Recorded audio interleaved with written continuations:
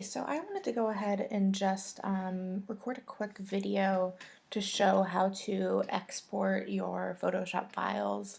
And I wanted just to go over very quickly the ways, the different formats that you might need to save your files in. So as a quick overview from the designer sense and printing, RGB and CMYK are the two different color profiles you're going to be dealing with, and in traditional printing, most printing was done in CMYK, and those letters stand for the colors that are used in your printer. So like if you have a printer at home, a regular inkjet printer, it uses four different colors, which are CMYK is cyan, magenta, yellow, and key means black. I don't really know why. So that's what's normally used in inkjet printers, but digital printing is becoming more popular, and that's the reason some places use RGB, which is red, green, blue is what RGB stands for.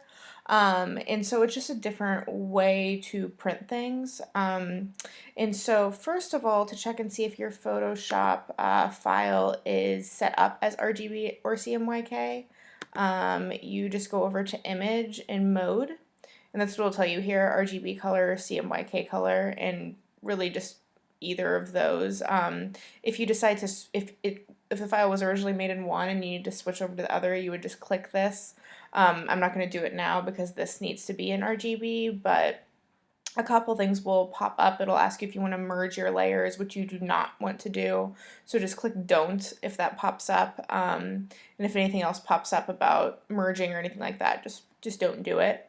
But I was just going to show you, so even if this was in CMYK or it's in RGB, which you can also see right here at any time, it'll tell you if it's in RGB or CMYK. But say, since this is in RGB, but we needed it to be, or sorry, if this was CMYK, but we needed to be in RGB, there's a way to fix that, or just make it different by exporting. So this is a PSD, a Photoshop file, which is editable, but most places are going to need a JPEG or a PNG file to print your file. And so the way to get that, some people will just hit save as, but it's not really the best way to save it, because it can kind of warp your files and it might not end up being the exact right colors that you created on here.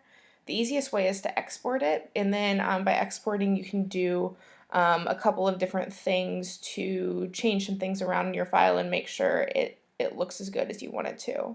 So there's a couple different ways to do that. There's two main ways that I usually do.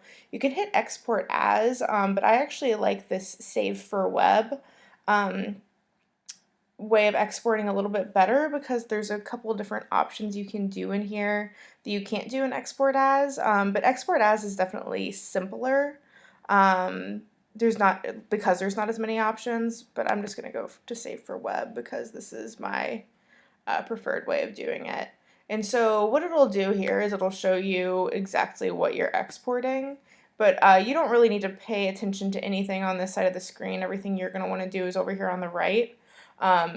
So the first thing is it gives you the different things you can save as, and the two you'll probably ever want to save as is JPEG or PNG, and PNG 24 is just a bigger file.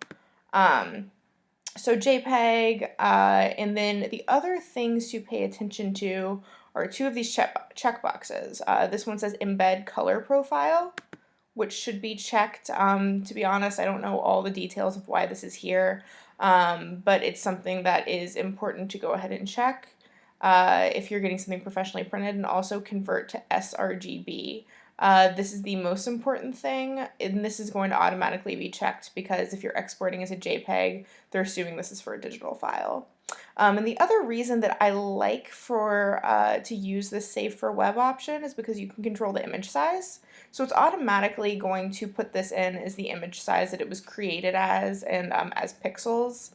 But like, say that it only needed to be 2000 pixels high, you would just type in 2000 and it would automatically adjust it, and then the new image size would pop up here. So this is the actual print image size, and you can click and drag up and down to see what that looks like. But so whenever you are done with this, you just want to hit save. And my computer is being a little slow today. wherever you want to save it as. The one annoying thing about Photoshop is sometimes it will just pop up as the most recent file that you've saved something in, so you oftentimes need to go through and find the right file to save stuff in, and then you just hit save, and you should be good to go. And then just make sure to save your file before you close it out. And that's it.